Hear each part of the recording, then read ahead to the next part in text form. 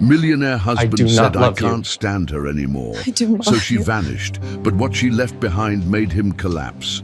My beautiful family, what do you think will happen next? A reunion filled with love, or the sweetest revenge? Stay with me till the very end of this most powerful story you will never forget. Hi, my beautiful family.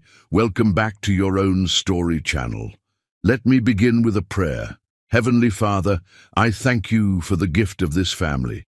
Bless every soul who listens. Bless every woman who has carried pain yet still smiles.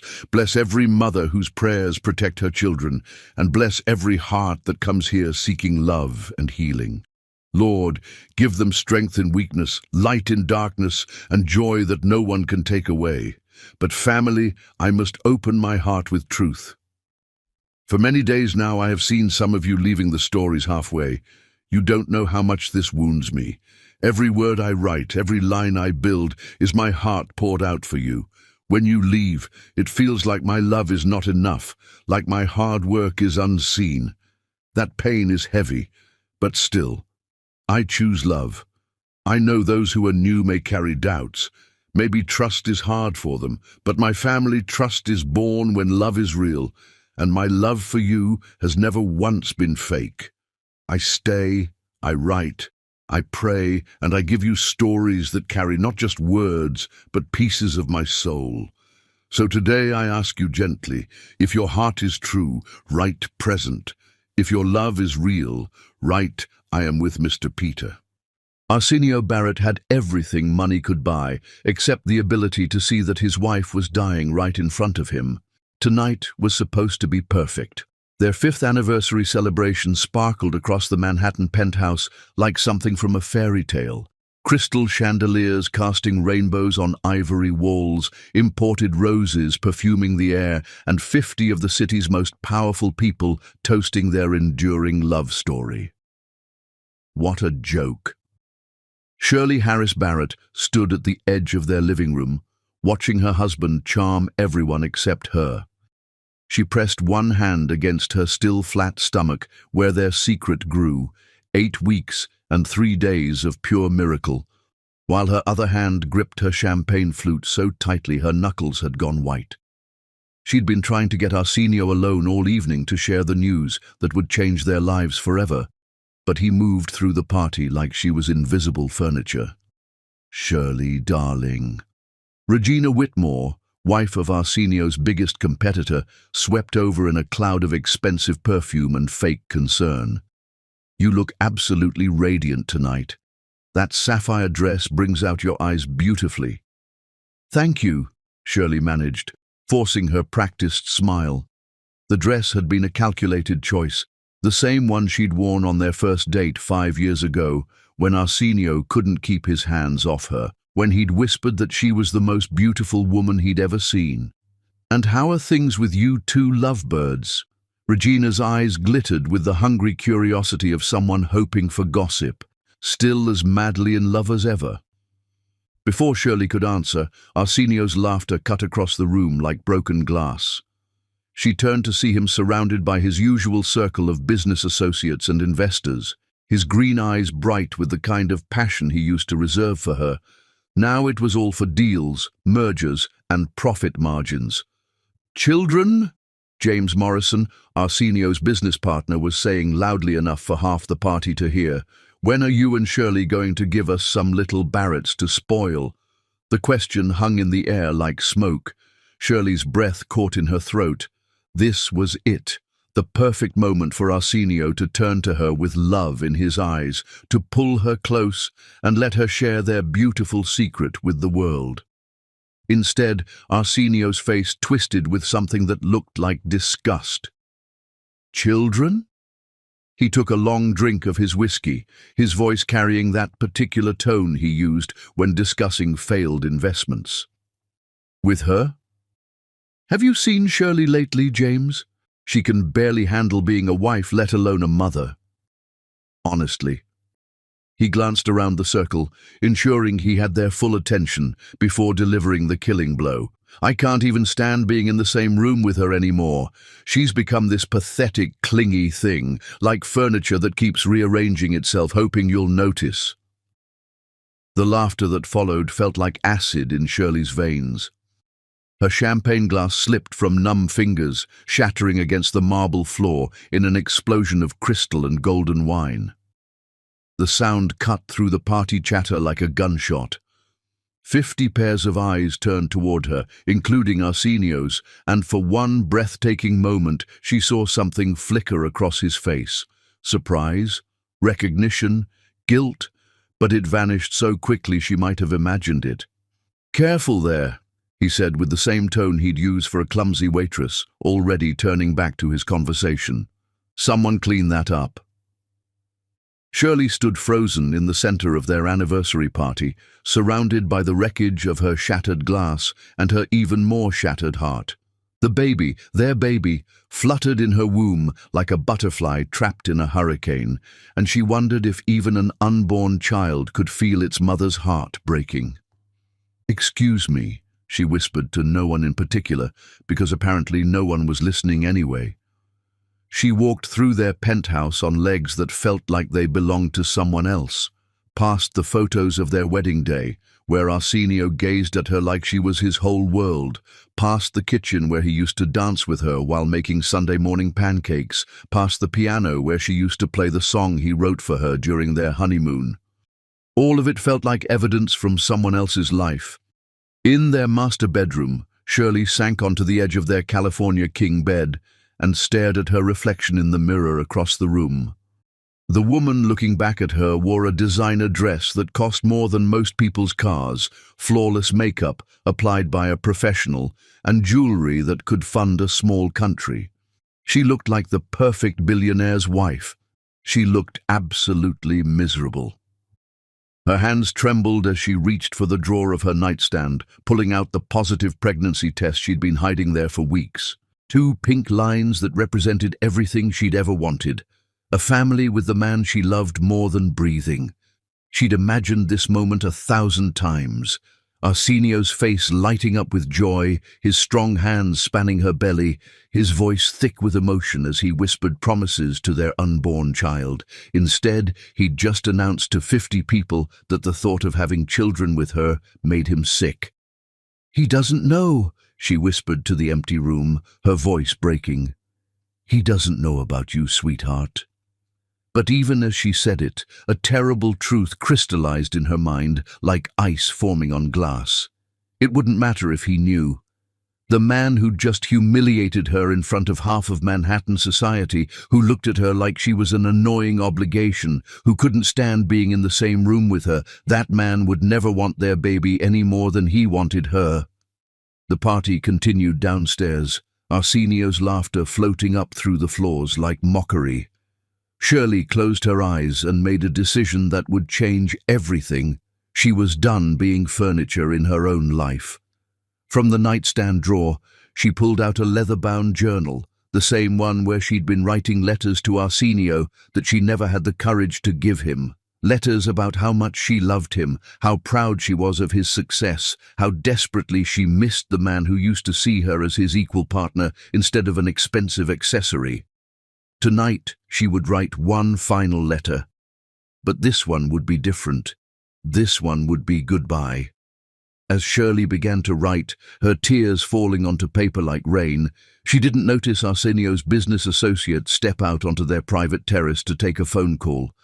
She didn't see him pause outside their bedroom window, his face growing pale as he overheard her whispered words to her unborn child.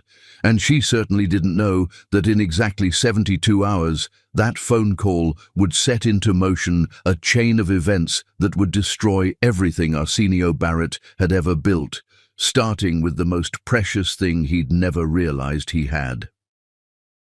Chapter 2. The Letters of a Broken Heart. The cruelest thing about loving someone who doesn't love you back is that hope dies slowly, one small betrayal at a time. Shirley stared at the blank page in her journal, her pen hovering over paper like a sword over a dying dream. Downstairs, the anniversary party was finally winding down. She could hear car doors slamming, engines starting, the last of their guests fleeing the scene of her public execution. In a few minutes, Arsenio would come upstairs, probably drunk, definitely pleased with himself for closing another business deal while his wife's heart bled out on their Italian marble floors. 3 days had passed since the party, and he still hadn't asked why she'd been so quiet, why she barely ate, why she flinched every time he spoke to her. The man who used to notice when she got a haircut couldn't be bothered to notice that his wife was drowning. "My dearest Arsenio," she wrote, her handwriting shaking. "Tonight you called me pathetic in front of 50 people. Tomorrow you'll probably forget you said it. But I'll remember it forever, because it was the moment I realized that the man I married died somewhere along the way, and I've been in love with a ghost." The words poured out of her like blood from a wound. 3 years of silent suffering, 3 years of watching the love of her life transform into a stranger who wore her husband's face. She wrote about their honeymoon in Tuscany when he'd carried her across every threshold for practice, about the morning he'd surprised her with coffee in bed just because it was Tuesday, about the night he'd stayed up holding her while she cried over her father's death. "I gave up my career at the Metropolitan Museum for you. I gave up my friends, my dreams, my identity. I became Mrs. Arsenio Barrett and forgot that Shirley Harris ever existed. I thought love meant sacrifice, but I never realized that sacrifice without appreciation is just slow suicide." Her phone buzzed. A text from Arsenio. "Working late. Don't wait up." It was barely 10 p.m. Shirley laughed, a sound so broken it scared her. Don't wait up. She'd been waiting up for 3 years, waiting for him to come home, waiting for him to notice her, waiting for him to remember he had a wife who loved him. Tonight would be the last night she'd ever wait for Arsenio Barrett. She opened her laptop and began researching things she'd never thought she'd need to know. Divorce lawyers, apartment rentals, how to disappear completely when you're married to one of the most powerful men in New York. Every search felt like another step away from the life she'd built and towards something terrifyingly unknown. But as she scrolled through possibilities, her hand kept drifting to her stomach. The baby changed everything. This wasn't just about her anymore. "I need to tell you something that will probably mean nothing to you, but means everything to me. I'm carrying your child, our child. 10 weeks of pure miracle growing inside me. I've been trying to find the courage to tell you for weeks, waiting for the right moment, the right mood, the right version of the man I married to resurface. After tonight, I know that moment will never come. You don't want children with the woman you can't stand to be around. You don't want a family with furniture that keeps rearranging itself. So I'm making this decision for all 3 of us." Her tears fell onto the keyboard, and she wondered if this was what dying felt like. Not all at once, but piece by piece, heartbeat by heartbeat, until nothing remained but the shell of who you used to be. From her jewelry box, she pulled out the ultrasound photo from her doctor's appointment that morning. Dr. Chen had smiled as she'd pointed to the tiny flicker on the screen. "There's your baby's heartbeat," she'd said. "Strong and perfect, just like Mama." Shirley had stared at that miraculous rhythm, imagining sharing the moment with Arsenio, imagining his hand in hers as they witnessed their child's first performance. Instead, she'd sat alone on the examination table, grieving for a marriage that had already flatlined. "I'm going to love this baby enough for both parents. I'm going to give our child everything you can't: time, attention, presence, unconditional love. I'm going to be the parent I wish you could remember how to be, and I'm going to make sure our child never feels invisible in their own life." The apartment suddenly felt suffocating. Shirley walked to their floor-to-ceiling windows, staring out at the glittering Manhattan skyline that had once seemed like a promise of endless possibilities. Now it looked like a beautiful prison, all glass and steel and cold reflected light. Behind her reflection, she could see their wedding photo on the nightstand, Arsenio lifting her over the threshold of their first apartment, both of them laughing like they'd won the lottery. That couple looked so happy, so in love, so certain their story would have a perfect ending. What fools they'd been. Do you remember our first dance? You sang in my ear, off-key and terrible and absolutely perfect. You said you'd never been happier in your life. You said I made you want to be the best man you could be. I keep wondering where that man went, and if there's anything I could have done to keep him. I've tried everything. I supported your career even when it meant moving across the country away from my family. I smiled through business dinners where your partners ignored me completely. I pretended not to notice when you stopped kissing me goodbye, stopped asking about my day, stopped seeing me as anything more than an expensive household appliance. Her phone buzzed again. Another text. Closing the Shanghai deal tonight. This could be worth 500 million. Don't wait up for the rest of the week. Don't wait up for the rest of the week.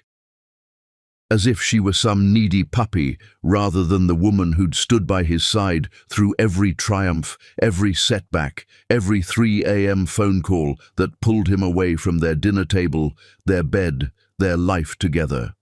Shirley deleted the message without responding and continued writing. I want you to know that leaving you isn't revenge, it isn't punishment, it's survival. I can't keep loving someone who finds my existence unbearable. Our baby deserves better than a father who sees them as a burden and a mother who's forgotten how to breathe without permission. I hope someday you find whatever it is you're looking for in those hotel deals and merger meetings and late-night phone calls. I hope it loves you back better than I did. I hope it keeps you warm at night and laughs at your jokes and makes you feel like the man you used to be. Outside their window, the city pulsed with life. Millions of people living and loving and building futures together. Somewhere out there, Shirley thought, there were couples who still looked at each other like they were miracles. Somewhere, there were men who came home to their wives like they were returning to the best part of themselves. Arsenio used to be one of those men. Now he was downstairs closing deals while his marriage collapsed one floor above him. I'm setting you free, my love. Free from the wife you can't stand, free from the responsibility of pretending to care about my feelings, free from having to share your precious time with someone you consider pathetic and clingy. Consider this my final gift to the man I'll love until my last breath, even if he can't love me back. Take care of yourself, Arsenio, and if you ever remember who we used to be, who we could have been, don't look for us. Some broken things can't be fixed, no matter how much love you throw at them. Forever yours, whether you want me or not, Shirley. She signed her name with a flourish, sealing her fate with ink and tears. Tomorrow she would begin the practical work of disappearing. Tonight she would mourn the death of everything she'd believed in. Shirley pulled out her grandmother's wooden jewelry box, a family heirloom that had witnessed 3 generations of love stories. Inside, she placed her wedding rings, the stunning engagement ring Arsenio had chosen himself, and the simple gold band they'd exchanged during their vows. The rings felt heavy with the weight of broken promises as she set them on top of the ultrasound photo. The letters came next, dozens of them spanning years of loneliness. Her love letter on their first anniversary that she'd been too shy to give him. Her apology letter after their first real fight about his long hours. Her congratulations letter when his company went public that she'd written but never delivered because he'd been too busy celebrating with clients to come home. Every letter was a window into a heart that had never stopped believing, right up until tonight. Finally, she placed the positive pregnancy test on top of everything else, the 2 pink lines that should have been the beginning of their greatest adventure. Instead, they would be his final reminder of everything he'd thrown away. As footsteps echoed on the stairs, Arsenio finally coming to bed at 1:30 a.m., Shirley closed the box and set it in the center of their bed, like an offering on an altar. She grabbed her overnight bag from the closet and paused at their bedroom door for one last look at the room where she'd been happier than she'd ever thought possible and more miserable than she'd ever imagined she could survive. The footsteps stopped outside their door. Shirley held her breath, part of her hoping against hope that Arsenio would burst through the door and see her pain, would finally ask what was wrong, would somehow sense that their whole world was about to change forever. Instead, she heard him turn toward his study. Even now, even at nearly 2 a.m., he was choosing work over coming to bed with his wife. Shirley slipped out through their private elevator, carrying nothing but her purse, her overnight bag, and the tiny life that would never know its father's voice. As the elevator descended through the building that had been her home for 3 years, she whispered a promise to the child growing inside her. "I'll love you enough for both of us, baby. I promise." What she didn't know was that Arsenio's business associate, David Kim, was already 3 blocks away, making a phone call that would change everything. The conversation he'd overheard from the terrace, Shirley's whispered words about the baby, hadn't been an accident. And the person on the other end of David's phone had been waiting 3 years for exactly this kind of information about the Barrett family's private life. By morning, Shirley's disappearance wouldn't be her own secret anymore. Chapter 3. The Discovery. Some victories taste like poison the moment you achieve them. Arsenio Barrett stood in the marble foyer of his penthouse at 6:47 a.m., still wearing his tuxedo from the night before, holding a crystal tumbler of whiskey that had become his breakfast of choice. The Shanghai deal was done. $500 million richer, 3 new luxury resorts secured, his empire expanded across 2 continents. He should have been celebrating. Instead, he felt empty. The penthouse stretched around him like a museum of his success. Italian marble floors that cost more than most people's houses. Original Picassos hanging on walls that had never heard genuine laughter, floor-to-ceiling windows offering a view of Manhattan that made him feel like a king ruling over an empty kingdom. Everything was perfect, pristine, and utterly lifeless. Just like his marriage. The thought sliced through his hangover like a blade. Where was Shirley? Usually she'd be in the kitchen by now, making his coffee the way he liked it, reading the financial papers so she could ask intelligent questions about his deals. Even when he barely acknowledged her efforts, she still tried to be part of his world. "Shirley?" His voice echoed through the empty space. No response, probably still sulking about last night. Women were so sensitive about everything. Couldn't take a joke, couldn't handle a little honest conversation between men. She'd get over it. She always did. That was the thing about Shirley. No matter how he treated her, she always forgave him, always came back with that hopeful smile that used to charm him and now just irritated him. Arsenio climbed the spiral staircase to their bedroom, loosening his bow tie and already planning his next conquest. The Tokyo deal was up for negotiation next week, and the Dubai project needed his attention. Success was a drug, and he was completely addicted to the high. He pushed open their bedroom door, expecting to find Shirley asleep, or maybe waiting up to apologize for embarrassing him at the party. What he found instead stopped his blood cold. The room was wrong, subtly, devastatingly wrong. Her perfume bottles were missing from the vanity. The romance novel she'd been reading was gone from her nightstand. Her jewelry box, the antique wooden one that had belonged to her grandmother, sat empty and open like a mouth screaming silently. But it was the object on their bed that made his legs give out. Another wooden box, smaller and infinitely more dangerous, sat in the exact center of their California King mattress like an executioner's block. What the hell? Arsenio's whiskey tumbler slipped from his fingers, shattering against the marble floor in an echo of Shirley's champagne glass from the night before. The irony was lost on him as he stumbled toward the bed, his heart hammering against his ribs with a rhythm that felt suspiciously like panic. The wooden box was beautiful, carved mahogany with delicate roses etched into the lid. It was old, elegant, and utterly terrifying in its simplicity. His hand shook as he lifted the lid, revealing contents that would haunt him for the rest of his life. Her wedding rings lay on top, like discarded promises. The engagement ring he'd chosen himself, a flawless 5-carat emerald-cut diamond that had cost him 3 months' salary, back when 3 months' salary actually meant something. And beneath it, the simple gold band they'd exchanged during their vows, the one she'd never taken off, not even to shower, not even when her fingers swelled during their first year of marriage stress.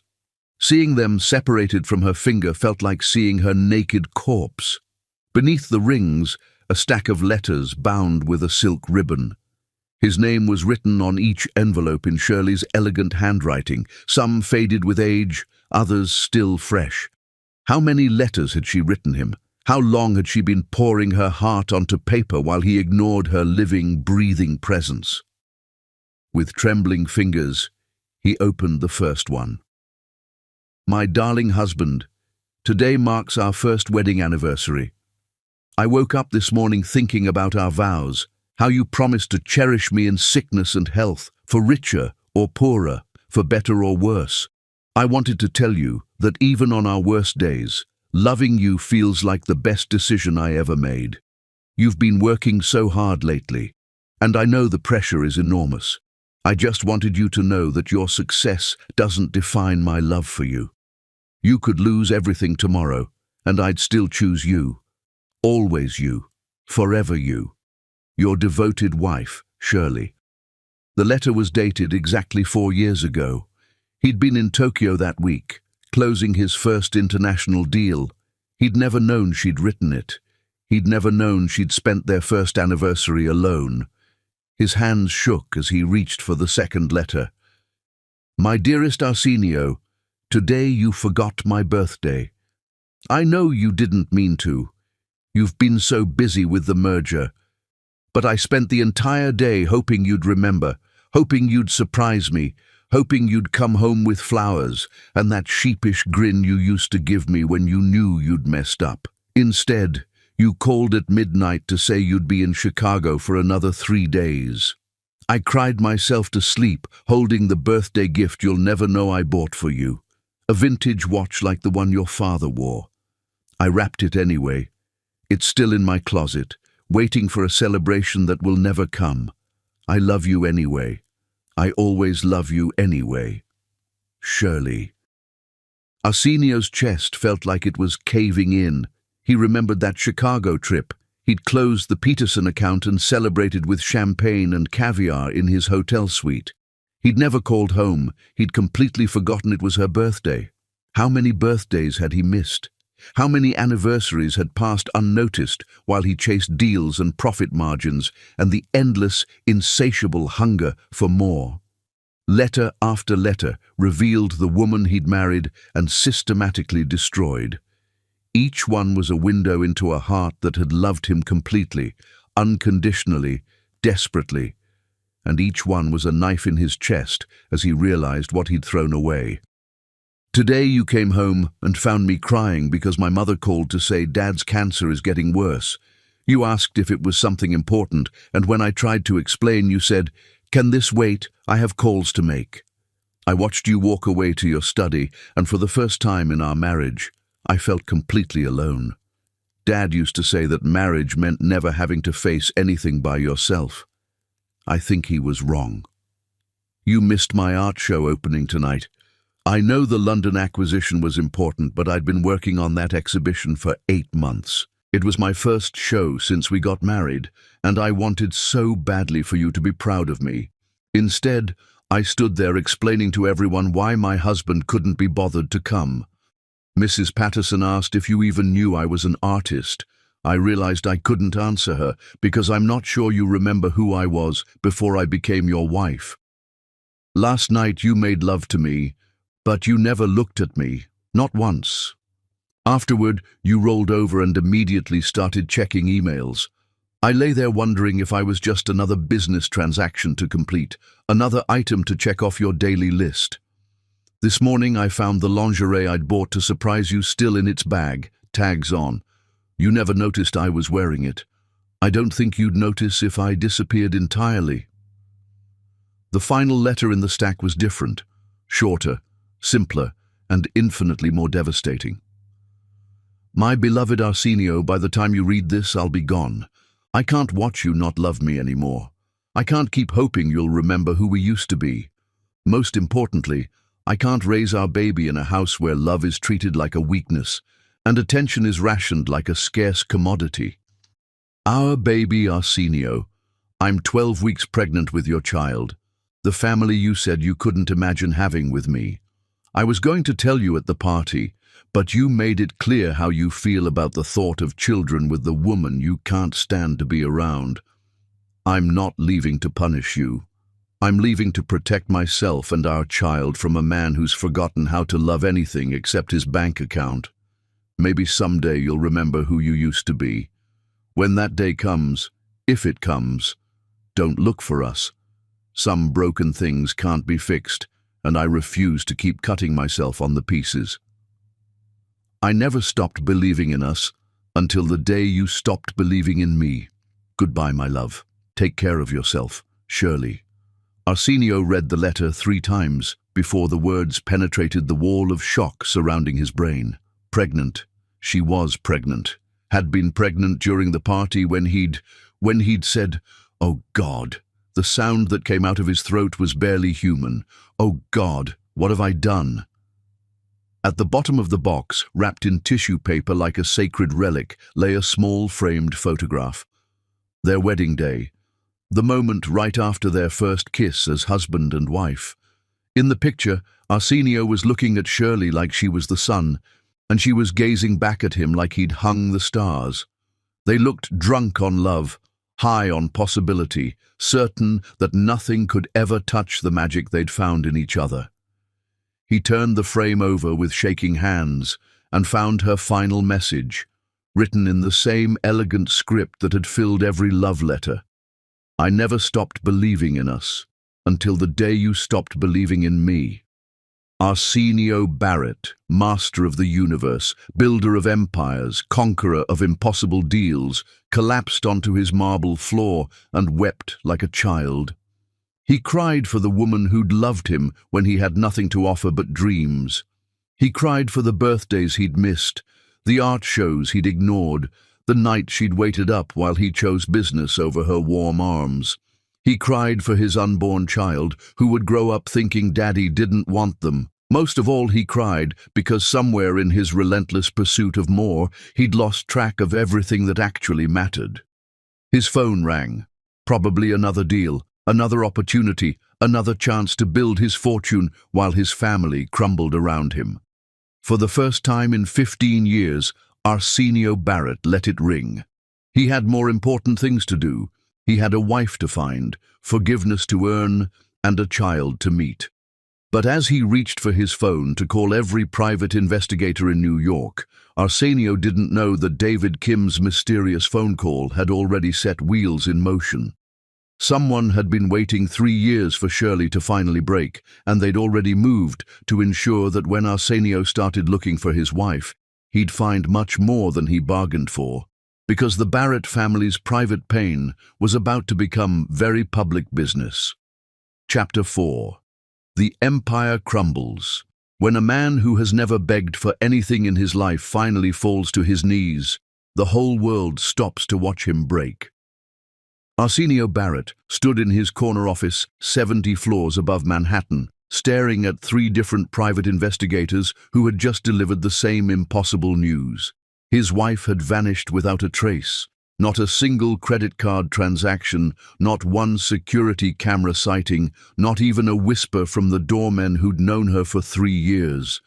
Shirley Harris Barrett had evaporated like smoke, taking his unborn child with her. "It's like she planned this for months," said Rebecca Torres, the most expensive private investigator in New York, her voice carrying a grudging respect.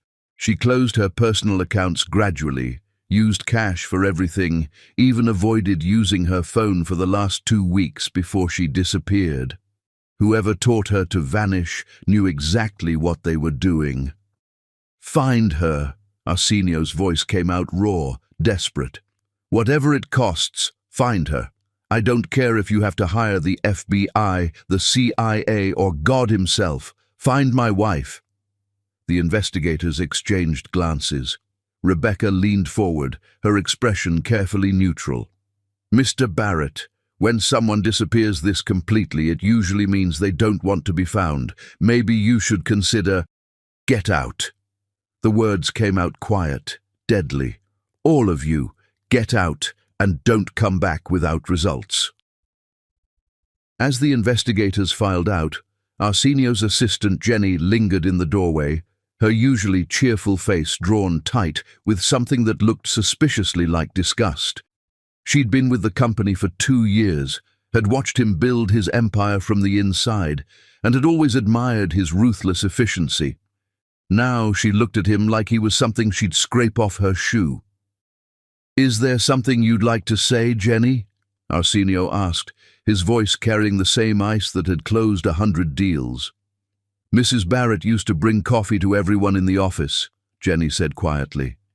"Not just the executives, everyone. The security guards, the cleaning staff, the interns. She remembered birthdays, asked about people's kids, sent flowers when someone was sick. She was the kindest person I've ever met." Arsenio's chest tightened. "Jenny, she came in here 3 weeks ago while you were in Shanghai," Jenny continued, her voice growing stronger. "She wanted to surprise you by redecorating your office with photos of your trips together. She spent hours hanging pictures, arranging them perfectly. You want to know what you said when you got back?" He didn't want to know. He desperately didn't want to know.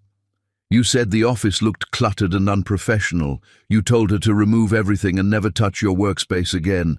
She took down every single photo without saying a word, but I saw her crying in the elevator." Jenny's eyes blazed with righteous fury. "She was trying so hard to connect with you, and you treated her like she was some annoying intern." "That's enough." "No, it's not enough." Jenny slammed a folder onto his desk. "You want to know why you can't find her? Because you spent 3 years teaching her that she was worthless. You want to know why she left? Because any woman with an ounce of self-respect would have left years ago." The folder hit his desk like a bomb. Inside were printed emails, phone records, meeting transcripts, all documenting his treatment of his wife over the past 2 years. Jenny had been keeping track, building a case file of his cruelty without him even knowing. "I quit," Jenny said simply. "I can't work for someone who throws away gold and calls it garbage. And Mr. Barrett? I hope she never comes back. She deserves so much better than you." The door slammed behind her, leaving Arsenio alone with the evidence of his own monstrosity. He flipped through the folder with growing horror. Email after email where he'd dismissed Shirley's attempts to communicate, phone logs showing weeks where he'd spoken to his lawyers more than his wife, meeting notes where he'd scheduled business dinners on their anniversary without even consulting her calendar. The worst was a transcript from a conference call 6 months ago where his business partner had asked if he wanted to include Shirley in the company Christmas party planning. "Why would I include her?" Arsenio had said. "She doesn't know anything about business. Besides, she'll just get emotional about the decorations or some other meaningless detail. Keep her out of it." Reading his own words now felt like swallowing glass. His intercom buzzed. "Mr. Barrett?" His new temporary assistant's voice was carefully professional. "Your mother is here. Should I send her in?" Before Arsenio could respond, the door burst open and Olga Burns stormed in like an avenging angel in Chanel. His mother was a formidable woman, 70 years old, 5 feet tall, and capable of reducing grown men to tears with nothing but her disapproval.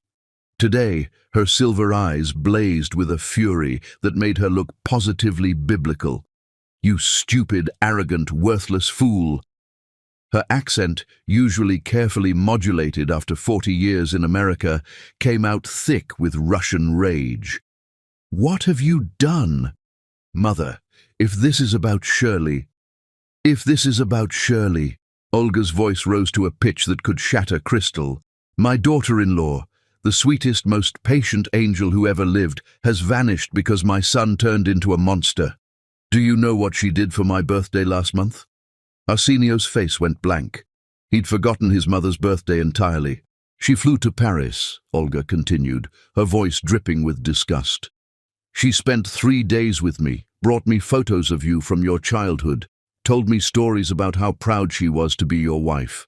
She organized a surprise party with all my friends, bought me a necklace that belonged to her own grandmother, a family heirloom, Arsenio, and gave it to me because she said I was the mother she'd always dreamed of having. Each word hit him like a physical blow. I didn't know. You didn't know because you don't pay attention to anything except your bank account. Olga picked up a crystal paperweight from his desk, and for a moment Arsenio thought she might actually throw it at him. That woman loved you like you were her religion, and you treated her like she was your servant. She left me, Arsenio said weakly, gesturing at the wooden box. She just left. She left because you killed her. Olga's voice broke on the words. Not with your hands, but with your indifference. Every day, a little more. You took the most loving woman I've ever met, and you murdered her spirit piece by piece, until there was nothing left but a ghost walking through your penthouse. Arsenio sank into his chair, the fight draining out of him like air from a punctured balloon. I know. God help me, I know. I found her letters, Mother. Years of letters I never read, never received, never knew existed. She was trying to reach me, and I was too blind to see. Letters? Olga's fury faltered for a moment, replaced by something that might have been hope. What kind of letters? He handed her the stack, watching his mother's face crumble as she read. Tears, actual tears from a woman who'd survived Stalin's purges and emigrated to America with nothing but determination, streamed down her cheeks. Oh, my sweet girl, Olga whispered. My poor sweet girl, look what we did to her. We? Olga's eyes flashed. You think this is all your fault? I was the one who told you emotion was weakness. I was the one who said successful men couldn't afford to be distracted by their wives' feelings. I taught you that love was a luxury you couldn't afford. She wiped her tears with the back of her hand. I killed my own daughter-in-law with my poison advice, and now she's gone. I'll find her, Arsenio said, desperation making his voice crack.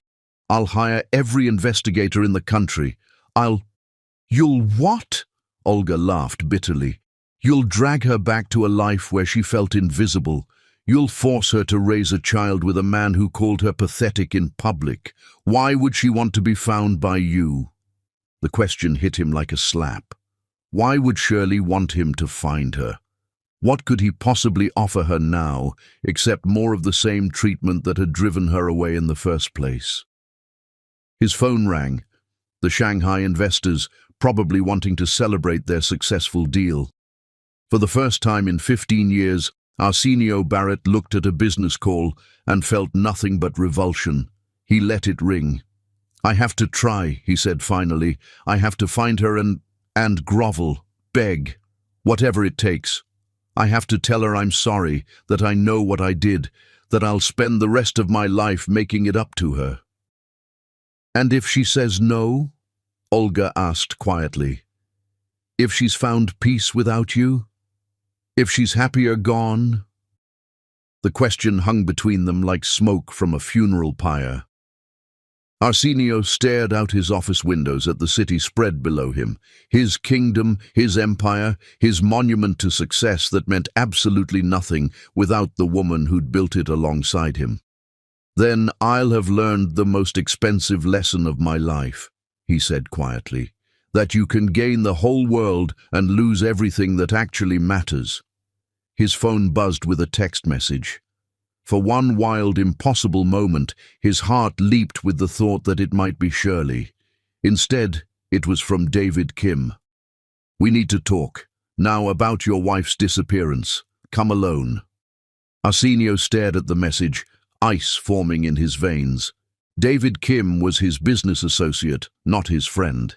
He was ambitious, calculating and utterly ruthless in pursuit of his own interests. He was also the one person who'd been close enough to overhear conversations from their terrace.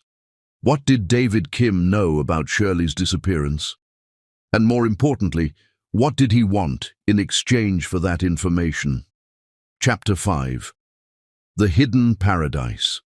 Sometimes the most beautiful prisons are the ones we build for ourselves, and sometimes the greatest freedom comes from having nothing left to lose. Shirley Wilson, she still wasn't used to hearing her grandmother's maiden name, stood behind the counter of Moonrise Books and Cafe, her 7 months pregnant belly making it impossible to hide her condition any longer. The tiny bookstore smelled like coffee, old paper, and the lavender candles Mrs. Delacroix burned every morning, scents that had become more comforting than any luxury she'd left behind in Manhattan. The morning rush had just ended, leaving behind the gentle quiet that made this place feel like sanctuary.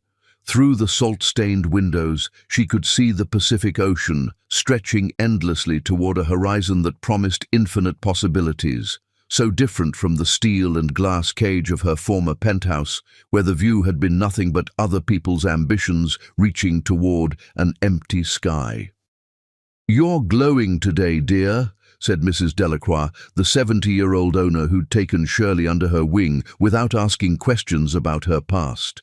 "That baby is going to be absolutely beautiful." Shirley smiled, her hand instinctively moving to her rounded belly where tiny feet kicked against her ribs like a drummer keeping perfect time. "She's active today. I think she likes the Mozart we've been playing." "She?" Mrs. Delacroix's eyes sparkled with the kind of genuine interest that Shirley had forgotten existed.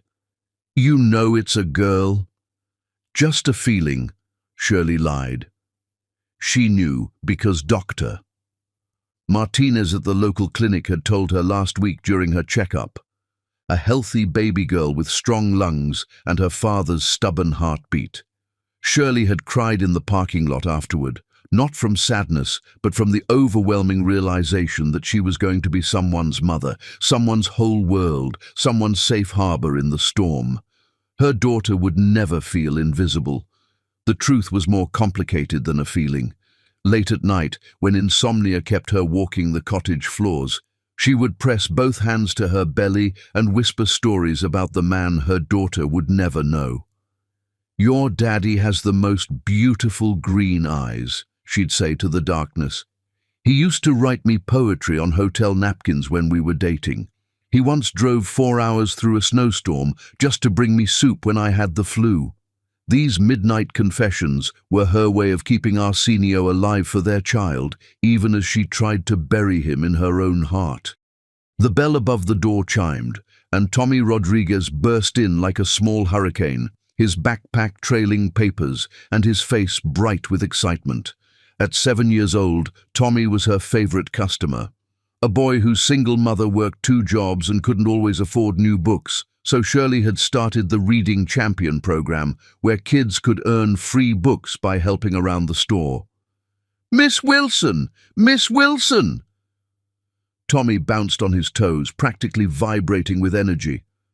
"I finished the dragon book. Can I start the wizard one now? Please?" "Of course you can, champion." Shirley reached behind the counter for the book she'd already set aside for him. "But first, tell me what you learned about friendship from the dragon story." Tommy's face grew serious, the way children's faces do when they're sharing something important. The dragon wasn't really mean. He was just lonely and scared, so he acted mean to protect himself. But when the knight showed him kindness instead of fighting, the dragon remembered how to be good again. Shirley's throat tightened. From the mouth of babes came wisdom that cut straight to the bone. "That's very wise, Tommy."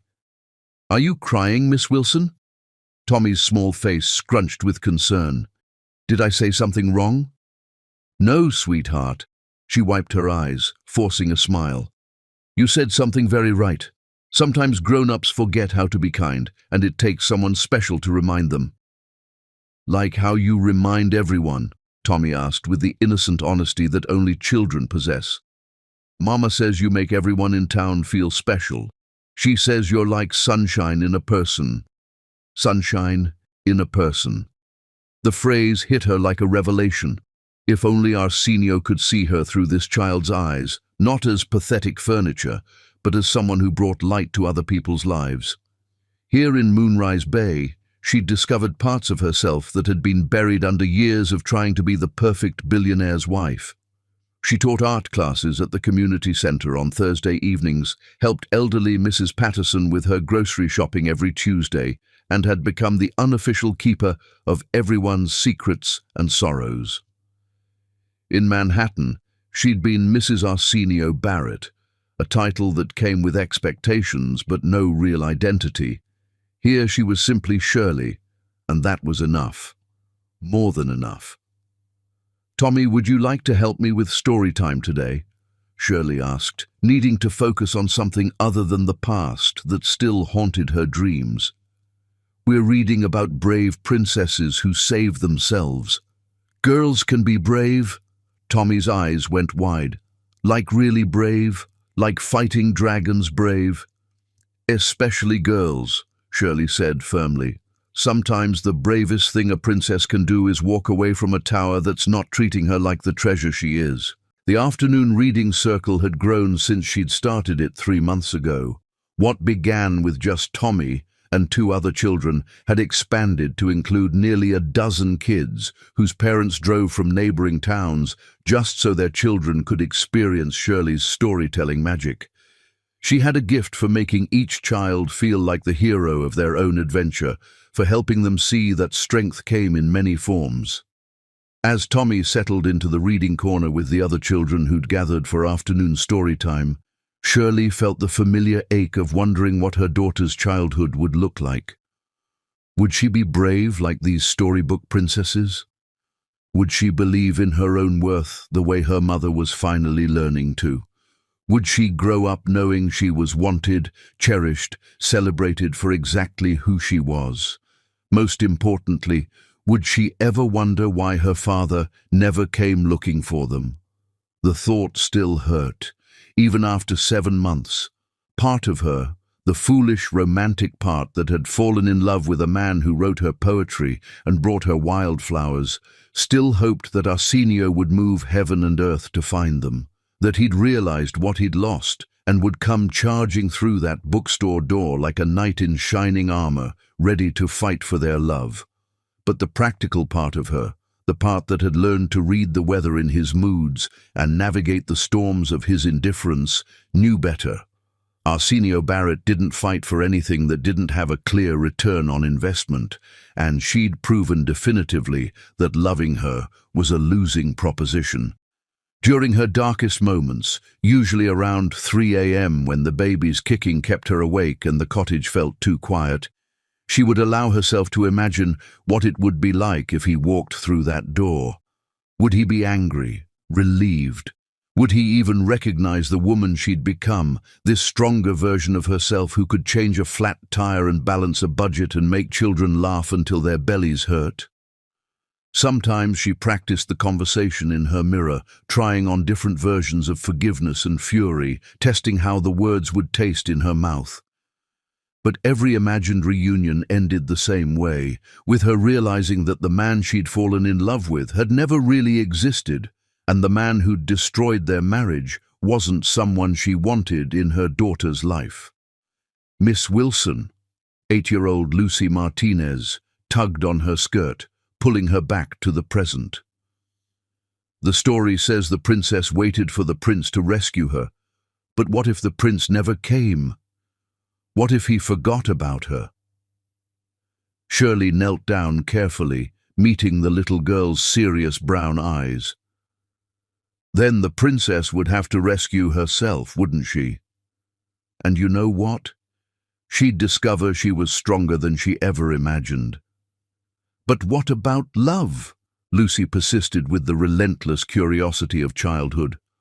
Don't princesses need love? Love comes in many forms, sweetheart. Shirley glanced around the reading circle at the children who'd become her chosen family, at Mrs. Delacroix, who treated her like the daughter she'd never had, at the community that had embraced her without knowing her story. Sometimes the love you need is already all around you. just waiting for you to be brave enough to accept it.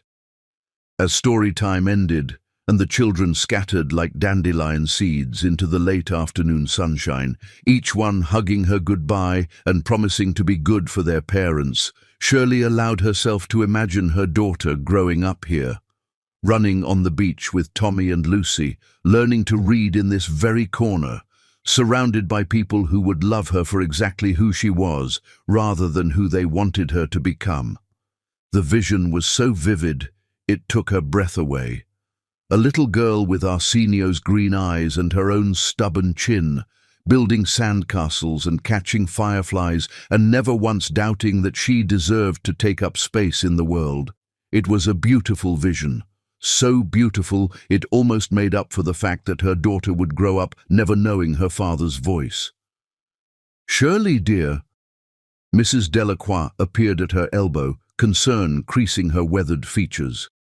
"You've been crying again. The baby—" "The baby's fine," Shirley assured her quickly, "just thinking about the future." "And the father?" Mrs. Delacroix asked gently. She'd never pressed for details, but she wasn't blind to the pain that sometimes flickered across Shirley's face when she thought no one was looking. Shirley's hand moved to her belly, where tiny fists were practicing boxing against her ribs with increasing frequency. Her daughter was going to be a fighter. She could feel it in every determined kick, every restless movement. The father made his choice long before he knew about her. We're better off without him. The lie tasted bitter on her tongue, but it was easier than admitting the truth, that she still loved Arsenio Barrett with a love so deep it felt like drowning, that she dreamed about him every night and woke up reaching for empty air. That part of her would always be waiting for him to become the man she'd married instead of the stranger he'd transformed into. But even as she said the words, her treacherous heart whispered lies about second chances and redemption stories and love that could overcome any obstacle. She'd read too many fairy tales, believed in too many happy endings. Real life wasn't a storybook. Real life was a woman 7 months pregnant, working in a bookstore 3,000 miles from everything she'd ever known, trying to convince herself that love was enough when she had to provide it all by herself. The sunset through the bookstore windows painted everything gold and amber, the same colors that used to dance in Arsenio's eyes when he looked at her like she was his miracle. Shirley closed her eyes and let herself remember, just for a moment, what it felt like to be someone's whole world. Then she opened them, straightened her shoulders, and got back to the business of building a life worth living. Because her daughter deserved a mother who knew her own strength, not a woman who waited around for men who'd forgotten how to love. What Shirley didn't know was that at that exact moment, 3,000 miles away, Arsenio Barrett was sitting in a downtown Manhattan warehouse, staring across a metal table at David Kim and realizing that his wife's disappearance wasn't the random act of a broken woman. It was the carefully orchestrated opening move in a game he'd never seen coming. And David Kim was about to tell him exactly who'd been pulling the strings. Chapter 6. The Mother's Quest. The most dangerous person in any war is the one who has nothing left to lose except the people they love. Olga Burns sat in the back of a hired sedan, watching the Oregon coastline roll past her window like scenes from a dream she'd never dared to have.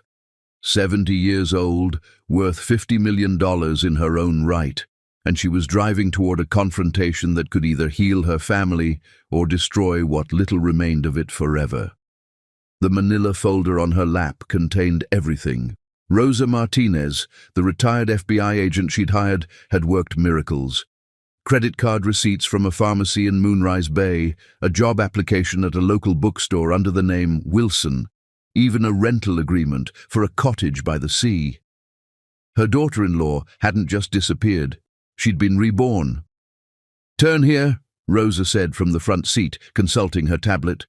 "The bookstore should be 3 blocks down on the right. Blue shutters, hand-painted sign. And Mrs. Burns, remember what we discussed. Don't approach her directly. Let me assess the situation first." Olga nodded, though every fiber of her being screamed to run into that bookstore and gather Shirley into her arms like the daughter she'd always secretly considered her to be. 9 months of searching, 9 months of watching her son destroy himself with guilt and grief, 9 months of wondering if she'd ever meet her grandchild. Today, she would finally know. The sedan pulled up across from Moonrise Books and Cafe, and Olga's heart nearly stopped. There, visible through the large front window, stood a woman with familiar grace and gentle movements, her pregnancy advanced and beautiful. Even from a distance, even with her hair longer and her clothes simpler, Olga would have recognized Shirley anywhere. "Is that her?" Rosa asked softly. "That's my daughter," Olga whispered, tears already blurring her vision. "My sweet, precious daughter." Through the window they watched Shirley moving between tables, serving coffee to customers with the same natural warmth she'd brought to Barrett family gatherings. She was laughing at something a customer said, her whole face lighting up in a way Olga hadn't seen in years. Even heavily pregnant, even living in exile from everything she'd known, Shirley radiated a peace that had been missing from her life as Mrs. Barrett.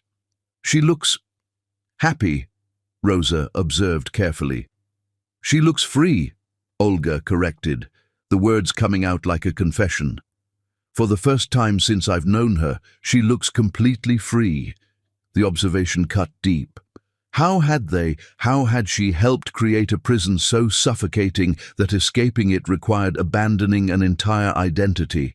When had loving her son become synonymous with destroying the woman who made him whole? "There's something else," Rosa said, checking her notes. "I spoke to several people in town yesterday. They adore her, call her their sunshine girl. She teaches art classes to kids, volunteers at the senior center, has basically become the unofficial heart of this community. This isn't a woman hiding, Mrs. Burns. This is a woman who's found her home." The words should have brought Olga joy. Instead, they filled her with a grief so profound, it felt like drowning. Shirley hadn't just left New York, she'd flourished without them. What did that say about the life they'd offered her?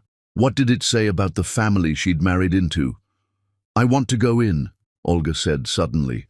"Alone. Mrs. Burns, we discussed this.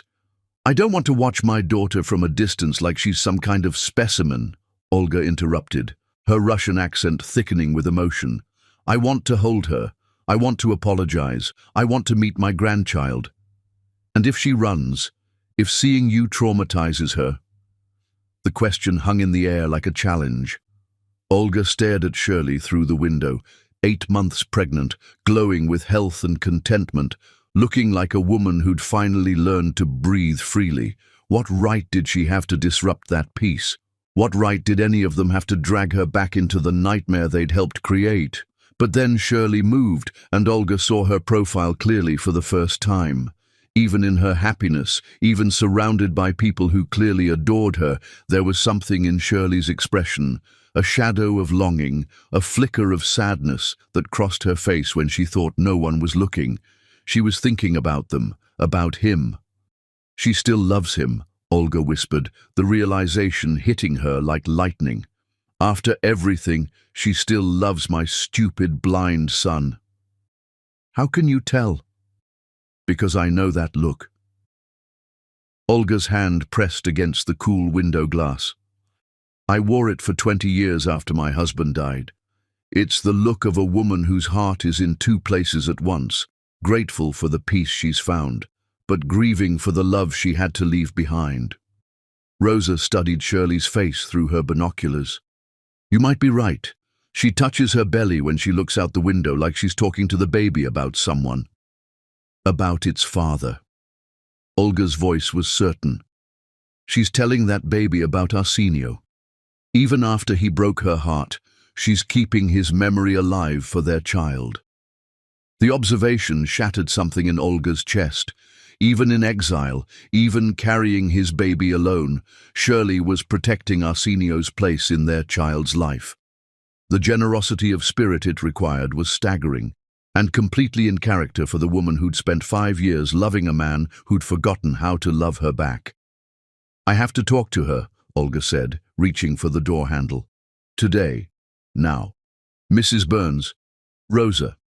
Olga's voice carried the authority of a woman who'd survived revolution, immigration, and 50 years of New York society politics. "I've spent 9 months wondering if my grandchild would ever know their grandmother's love. I've watched my son destroy himself with regret, while the woman who could heal him lives 3,000 miles away, alone and pregnant, and probably terrified about facing motherhood without support. I will not spend one more day being a coward." Before Rosa could stop her, Olga was out of the sedan and crossing the street with determination that would have made her ancestors proud.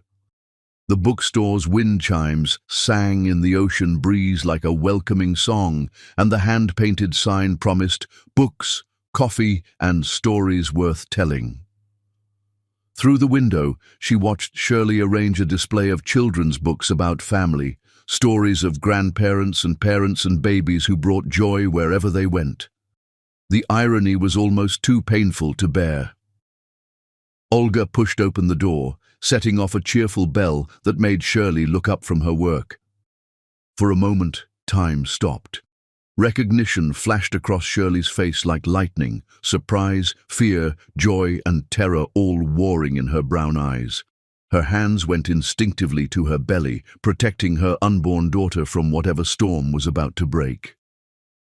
"Hello, sweetheart," Olga said softly, her voice breaking on the endearment she'd never allowed herself to use when they were still family. "You look beautiful." Shirley's face went white as paper. "Olga, how did you... Why are you..." Her legs seemed to give out and she grabbed the counter for support. Oh God, is Arsenio here?" "No, darling, no, he doesn't know I found you." Olga moved slowly, carefully, like she was approaching a wounded animal. "But we need to talk. About the baby. About my son. About how we destroyed the best thing that ever happened to our family." "I can't," Shirley whispered, tears already streaming down her cheeks. "I can't go through this again. Please, Olga. Please don't make me go through this again." Mrs. Wilson. Mrs. Delacroix appeared from the back office, her grandmother's instincts activated by the distress in Shirley's voice. "Is everything all right? Who is this woman?" Shirley looked between the two women, one who represented her painful past, one who'd become her chosen family. For a moment, Olga saw her calculating escape routes, preparing to run again, to vanish into another new identity rather than face the Barrett family legacy. "This is Arsenio's mother," Shirley said finally, her voice barely audible. My former mother-in-law." Mrs. Delacroix's eyes narrowed with protective fury. "The family that hurt you? The ones who made you cry yourself to sleep for months? You have some nerve showing up here, lady." "Yes," Olga said simply, meeting the older woman's glare without flinching. "I do. Because that's my grandchild she's carrying, and my son is dying without them both. And because I've spent 9 months realizing that the biggest mistake of my life was not protecting her from the monster I helped create." The admission hung in the air like incense in a cathedral. Shirley's eyes went wide with shock. In 5 years of marriage, she'd never heard Olga Burns admit to being wrong about anything. "You came alone?" Shirley asked, her voice filled with disbelief. "I came to apologize," Olga said, her proud shoulders finally bowing under the weight of her guilt. "I came to beg forgiveness from the daughter I failed to protect. And I came to ask if there's any chance, any hope at all, that love might be stronger than the damage we've done." Outside the bookstore window, storm clouds gathered over Moonrise Bay like harbingers of the emotional tempest about to break. And 3,000 miles away, in a Manhattan warehouse, Arsenio Barrett was about to discover that David Kim's betrayal was just the beginning of a conspiracy that threatened to destroy not just his marriage, but everything he'd ever built. Because some secrets are worth killing for, and some people had been waiting years for the Barrett family to finally tear itself apart. Chapter 7. The Conspiracy Revealed. The worst betrayals come from the people who smile at your wedding and then spend years plotting your funeral. Arsenio Barrett sat across from David Kim in an abandoned warehouse in Queens, watching his supposed business partner light a cigarette with hands that shook slightly, the only sign that David understood exactly how dangerous this conversation was about to become. The warehouse smelled like rust, old concrete, and secrets that had been rotting in the dark for far too long. "Before I tell you what I know about your wife," David said, exhaling smoke like a dragon, preparing to burn down everything Arsenio thought he understood about his life. "You need to understand something about the Shanghai deal you're so proud of. It was never about the hotels." "What are you talking about?" Arsenio's voice came out harder than steel, but inside, ice was forming in his veins. David's smile held no warmth, just the cold satisfaction of a hunter who'd finally cornered his prey. "The Shanghai deal was about positioning you for a hostile takeover," David continued, his tone conversational, almost friendly. "See, some very powerful people have been watching Barrett luxury resorts for 3 years, waiting for the right moment to move. But they needed you distracted, isolated, vulnerable. They needed your judgment compromised." "You're insane." But even as Arsenio said it, pieces were clicking into place like bullets loading into a chamber. David's sudden appearance in his inner circle 3 years ago, his helpful suggestions about business strategy, his constant presence at family gatherings, always watching, always listening, always learning their weaknesses. "Am I?" David pulled out a tablet, swiping to a series of photographs that made Arsenio's blood freeze. Pictures of him and Shirley at private dinners taken with a telephoto lens, audio transcripts of arguments they'd had in their own home, financial records showing every penny Shirley had spent, every place she'd gone, every friend she'd confided in. "You've been watching us," Arsenio whispered, his voice hollow with horror. "For 3 years you've been watching my wife." "Studying her," David corrected. "Learning her patterns, her habits, her breaking point. It was fascinating, really, watching you systematically destroy the strongest woman I've ever met. My employers were impressed by how efficiently you did their work for them." "Who?" The word came out like a gunshot. "Who hired you?" David's smile widened, showing teeth like a shark's. "Someone who remembers when Barrett Hotels were just a small family business. Someone who never forgot what your father took from them 40 years ago. Someone who's been planning this revenge since before you were born." The warehouse suddenly felt like a tomb. Arsenio's mind raced through decades of his father's business dealings, trying to identify enemies who might harbor grudges across generations. "My father's been dead for 15 years. But his sins live forever," David said softly. "Just like his empire. Did you know that in 1982 your father acquired the Celestial Hotel chain through what the owners called aggressive negotiation tactics? The family that built those hotels, 3 generations of work, lost everything in a single hostile takeover. The patriarch died of a heart attack 6 months later. His widow swore on his grave that someday the Barrett family would know what it felt like to lose everything they loved." "You're talking about ancient history." "I'm talking about Sophia Morrison Whitfield." David's voice carried the weight of destiny. "The woman who spent 40 years building her own empire, waiting for the perfect moment to take yours apart, piece by piece."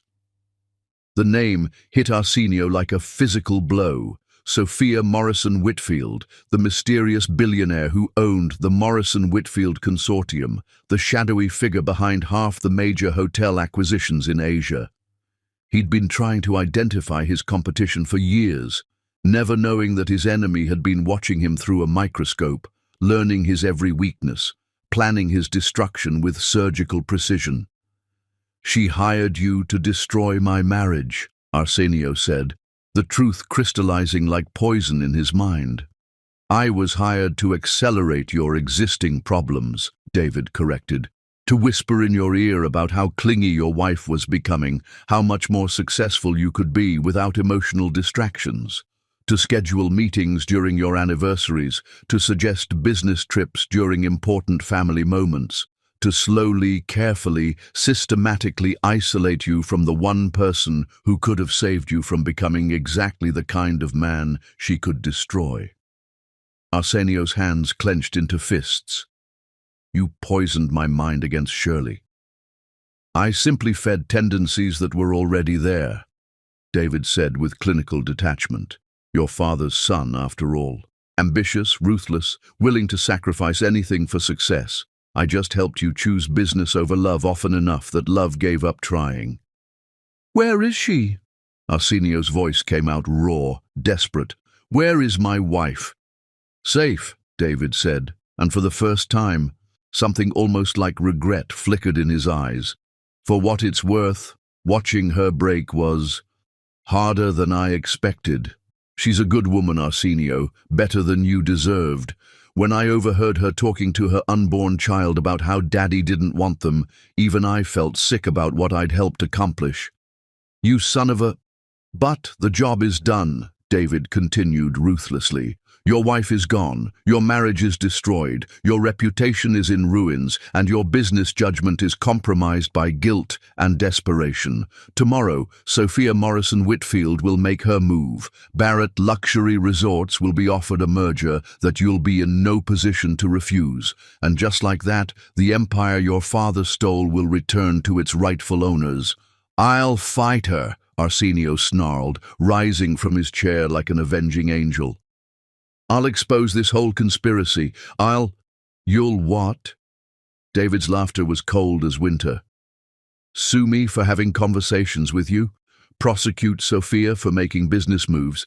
Everything we did was legal, Arsenio. Immoral as hell, but perfectly legal. We never threatened your wife, never forced you to treat her badly, never made you choose business over love. We just encouraged your natural instincts." The truth of it hit harder than any physical blow. David was right. Everything that had destroyed his marriage had come from Arsenio's own choices, his own cruelty, his own blindness. The conspiracy had simply held up a mirror to the monster he'd already become. "But I will tell you where she is," David said, stubbing out his cigarette like he was extinguishing Arsenio's last hope. "On one condition." "Name it." "Walk away from Barrett Luxury Resorts. Tonight, sign over your shares to Sophia Morrison Whitfield without a fight, and I'll give you an address. Try to fight this, and your wife and child disappear forever. And trust me, Sophia's resources make yours look like pocket change."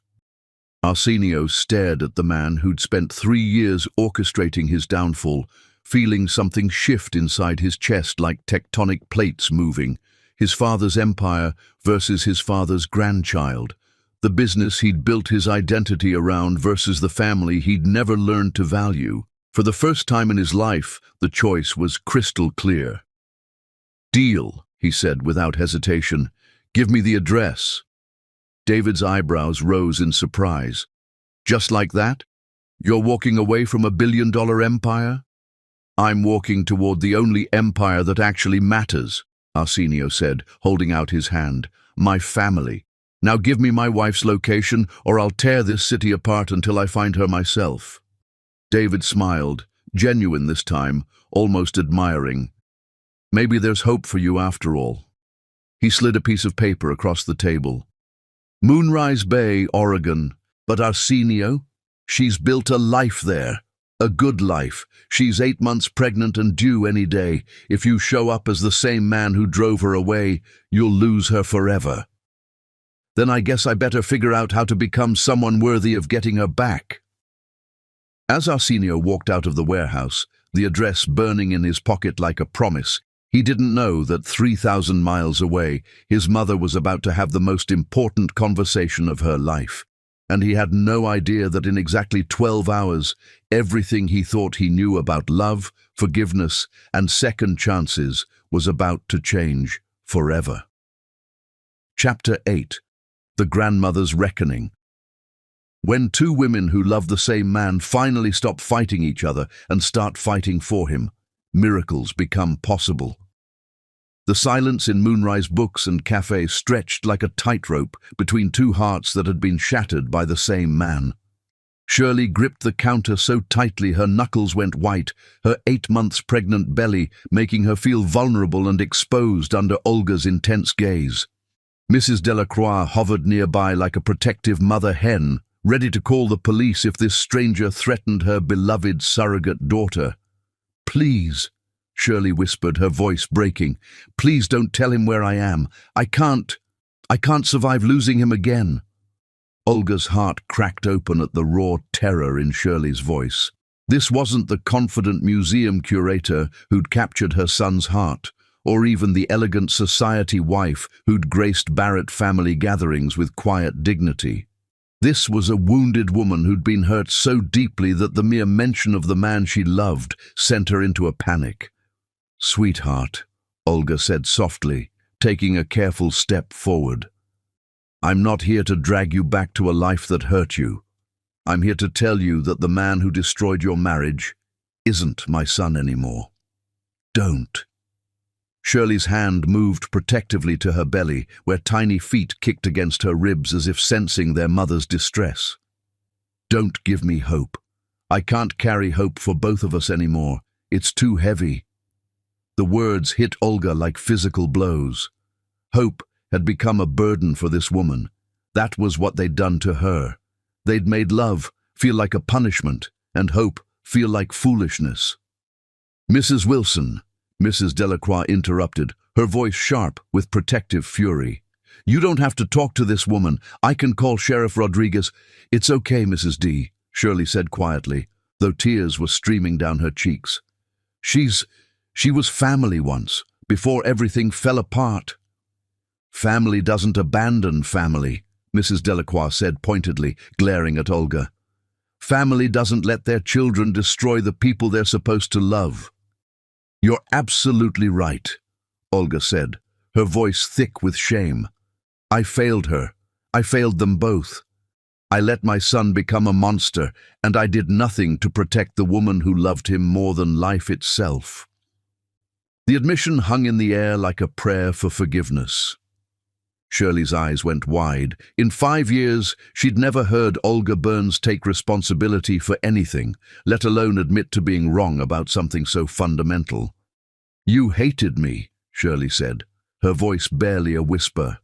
"From the moment Arsenio brought me home, you thought I wasn't good enough for your family." "I was terrified of you," Olga confessed, sinking into one of the cafe chairs like an old woman suddenly aware of her age. "You made my son soft, gentle, human. You made him laugh at terrible movies and dance in the kitchen and talk about dreams instead of just profit margins. I thought emotion was weakness, so I poisoned his mind against the best thing that ever happened to him. You told him I was holding him back. I told him love was a luxury he couldn't afford." Olga's voice broke on the words. "I told him that successful men didn't let their wives distract them from building empires.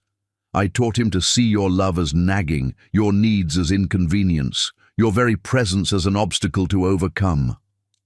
Shirley pressed both hands to her mouth, stifling a sob that came from someplace so deep it felt like it was tearing her soul in half. "Why are you telling me this now?" "Because I've spent 9 months watching my son destroy himself with guilt," Olga said, rising from her chair and moving closer to Shirley with the careful movements of someone approaching a wounded animal. "Because I've seen him lose 40 pounds, stop sleeping, turn his back on every business deal that used to define his existence. Because the man who used to care about nothing except money now spends his days reading the love letters you left him and crying like his heart has been ripped out." "Stop," Shirley whispered. "Please, stop." He sleeps in your closet, Olga continued relentlessly. Every night, surrounded by your clothes because it's the only place he can still smell your perfume. He carries your pregnancy test in his wallet, the one you left in that wooden box. He's shown it to me a dozen times, asking what he could have done differently, how he could have been so blind to something so precious. He said he couldn't stand me, Shirley said, her voice rising with years of suppressed pain. He said I was pathetic, clingy furniture that rearranged itself hoping to be noticed. He said he couldn't imagine having children with someone like me. He said those things because I taught him to say them, Olga said, her own voice breaking with shame. For 3 years, I whispered poison in his ear about how wives should know their place, how emotion was weakness, how successful men couldn't afford to be distracted by love. I turned my son into my late husband's ghost, cold, calculating, incapable of seeing past his own ambition. Mrs. Delacroix stepped forward, her protective instincts warring with her grandmother's heart as she saw Olga's genuine anguish. "The baby is due any day now," she said quietly. "Shirley's been having contractions all week. If you're here to upset her—" "I'm here to help deliver my grandchild if necessary," Olga said fiercely. "I'm here to protect them both from any more damage my family has caused, and I'm here to tell Shirley something that might change everything." "What?" Shirley asked, though she looked terrified to hear the answer.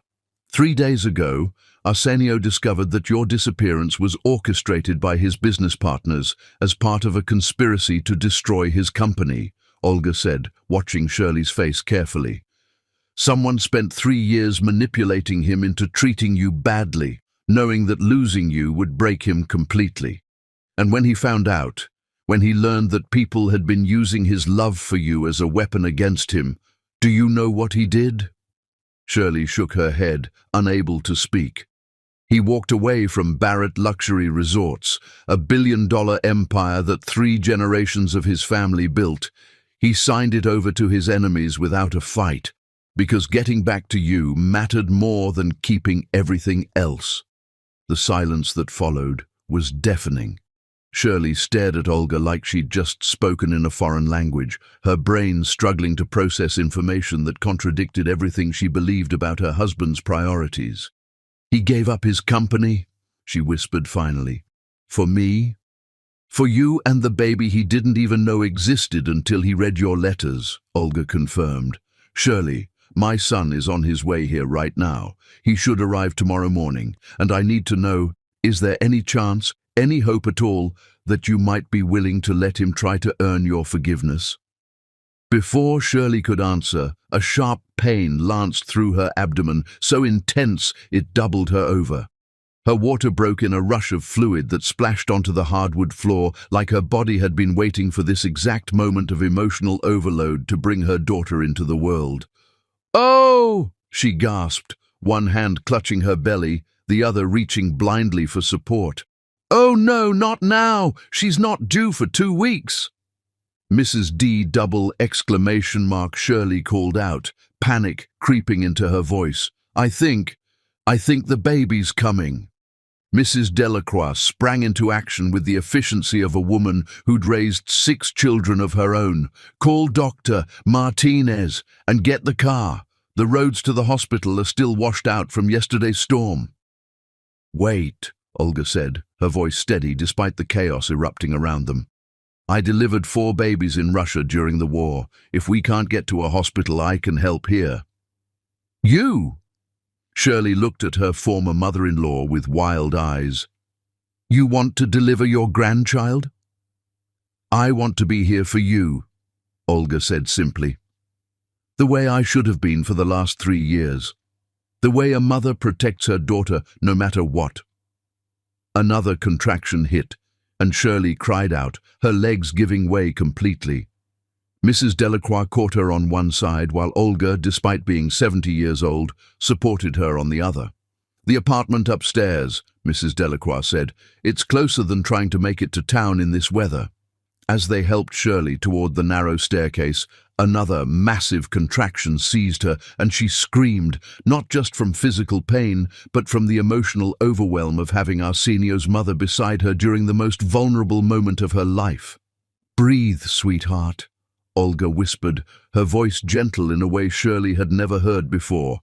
"Your daughter is ready to meet the world, and I promise you, whether her father deserves it or not, this baby is going to be surrounded by love." Outside, thunder rolled across Moonrise Bay like the sound of destiny approaching. And 3,000 miles away, Arsenio Barrett was boarding a private jet, racing toward the most important reunion of his life, completely unaware that he was about to become a father in the middle of the storm. Chapter 9. The Father's Awakening. Some journeys begin with a single step, but the most important ones begin with falling to your knees and learning how to crawl toward redemption. Arsenio Barrett stood in the rain outside a cottage that looked like something from a fairy tale. White clapboard siding weathered by salt air, window boxes overflowing with wildflowers, and a front porch where wind chimes sang soft lullabies to the storm. After 18 hours of flying through hell to get here, after a white-knuckle drive through flooded coastal roads in a rental car that barely survived the journey, he'd finally found the place where his wife had chosen to rebuild her life without him. And he was terrified to knock on the door. The address David Kim had given him was burned into his memory like a brand: 47 Seashell Lane, Moonrise Bay, Oregon. Such a simple combination of numbers and words that represented everything he'd thrown away. Through the golden-lit windows, he could see movement, shadows dancing on walls that had probably never witnessed the cold efficiency of business calls or the hollow echo of emotional emptiness. This was a home where people actually lived, actually loved, actually talked to each other about things that mattered. Everything his penthouse had never been. Thunder rolled overhead like God laughing at the cosmic joke of Arsenio Barrett.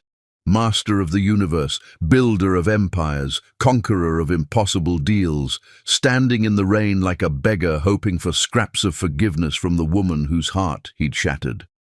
His Italian leather shoes, which had walked across marble floors of corporate boardrooms where million-dollar decisions were made with casual indifference, were now soaked through and caked with Oregon mud. He raised his fist to knock, then let it fall. What could he possibly say? What words could even begin to bridge the canyon of pain he'd carved between them? Sorry seemed pathetically inadequate for the magnitude of his failures. In his jacket pocket, he still carried her pregnancy test, the one she'd left in that wooden box, as if it were a sacred relic. He'd shown it to his reflection in bathroom mirrors across 3 states, asking the hollow-eyed stranger staring back at him how he could have been so blind. The man in those mirrors never had an answer, but then he heard it, the unmistakable sound of a baby crying. His baby, his child, the miracle Shirley had been trying to share with him on the night he'd called her pathetic in front of 50 people. "Oh, God," he whispered, his legs giving out completely. He sank to his knees on the cottage's front porch, rain soaking through his expensive suit, his whole body shaking with the realization that he was a father. Somewhere behind that door, his child, his son or daughter, was alive and breathing and crying and perfect, and he'd missed it all. He'd missed the first kick, the first ultrasound appointment where they could have learned the gender together, the moment when Shirley's body had started changing to accommodate their growing miracle. He'd missed her midnight cravings, her morning sickness, her wonder at feeling their baby move for the first time. He'd missed everything that mattered while chasing everything that didn't. The door opened before he could knock, and suddenly Shirley was standing there like an apparition from his most desperate dreams. She wore a simple white nightgown that made her look like an angel, her hair loose around her shoulders in waves that caught the lamplight behind her, her face glowing with the ethereal beauty of new motherhood. In her arms, she held a tiny bundle wrapped in a yellow blanket. Their baby, their miracle, their second chance made flesh. But it was her eyes that stopped his heart. Those warm brown eyes that had once looked at him like he hung the moon now held a mixture of shock, fear, and something that might have been hope. She looked stronger than he remembered, more self-possessed, like she'd discovered reserves of strength she hadn't known she possessed. Arsenio? Her voice was barely a whisper, like she couldn't quite believe he was real. He looked up at her from his knees, rain and tears making it impossible to see clearly, and tried to find words that could encompass the enormity of what he felt: love, regret, wonder, terror, hope. Emotions crashed through him like tsunamis, each one powerful enough to drown him completely. The sophisticated vocabulary that had closed billion-dollar deals and convinced investors to part with their money completely deserted him. "I'm so sorry," he managed, his voice breaking on every syllable. "Shirley, I'm so sorry for everything. For not seeing you, for not loving you the way you deserved, for saying those terrible things, for missing this moment, for—" "Stop," she said softly, and his heart nearly stopped beating. Was she going to send him away? Was he too late? Had he destroyed everything so completely that not even the birth of their child could bridge the gap between them? But then she did something that changed everything. She stepped aside, opening the door wider. "You're soaking wet," she said quietly, her voice carrying a gentleness he didn't deserve. "Come inside and meet your daughter." Daughter. The word hit him like lightning, illuminating his entire world in a single brilliant flash. He had a daughter, a little girl, who would probably have his eyes and her mother's heart, who would need him to be better than he'd ever been before, who would judge him not by his bank account, but by his presence at her bedside when she had nightmares. Arsenio rose on shaking legs and followed Shirley into the cottage that felt more like home in 30 seconds than his penthouse had in 3 years. The space was small, cozy, filled with books and soft lamplight, and the kind of warmth that comes from people who actually enjoy being in the same room together. There were fresh flowers on the kitchen table, children's drawings stuck to the refrigerator with colorful magnets, and the lingering scent of something that might have been homemade bread. It was everything he'd never known he wanted. "Her name is Isabella Rose," Shirley said, settling into a rocking chair near the fireplace with the practiced ease of someone who'd already mastered the art of moving with a newborn. "She was born 3 hours ago during the storm. Your mother helped deliver her." "My mother!" Arsenio's head spun with the implications. "Olga is here? She found me 2 days ago." Shirley's voice was carefully neutral, but he could hear layers of emotion beneath the surface: forgiveness, exhaustion, and something that sounded almost like gratitude. "We had a conversation about a lot of things. About you, about us, about the mistakes that brought us all to this moment." From the kitchen doorway, Olga appeared like a guardian angel in rumpled designer clothes. Her usually perfect appearance was completely destroyed. Hair wild from the storm, makeup smeared with tears of joy, clothes stained with evidence of the miracle she'd just helped facilitate. He'd never seen his mother look more beautiful. "You came," she said simply, her eyes bright with tears that she made no effort to hide. "You called," he replied, understanding passing between mother and son like electricity. "You said I had a daughter." "You do." Olga's voice carried wonder, pride, and a love so fierce it took his breath away. "Arsenio, she's perfect. She has your eyes and Shirley's gentle spirit and the strongest lungs I've ever heard on a newborn. She's going to be magnificent. She's going to change the world just by existing in it." Arsenio turned back to Shirley, hardly daring to breathe. The moment stretched between them like a tightrope over an abyss. Everything he'd ever wanted was right there, just a few feet away, wrapped in a yellow blanket, and completely dependent on the grace of the woman he'd failed so completely. May I hold her?" For a long moment, Shirley studied his face, really looked at him for the first time in years. She saw the weight he'd lost during his weeks of searching, the hollow desperation in his eyes, the way his hands trembled with longing and terror and hope. This wasn't the cold, dismissive man who'd called her pathetic in front of Manhattan's elite. This was someone who'd been broken down to his foundation and was begging for the chance to rebuild himself into something worthy of their love. "Sit down," she said finally, indicating the chair beside her with a gesture that felt like absolution. "Support her head like this. She's stronger than she looks, but she's still so new to this world."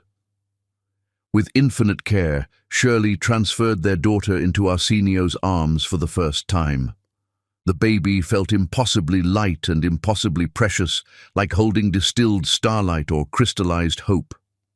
Isabella rose, opened her eyes, those unmistakable green eyes that were a perfect mirror of his own, and stared up at her father with the serious concentration of someone deciding whether this strange new person was worth trusting.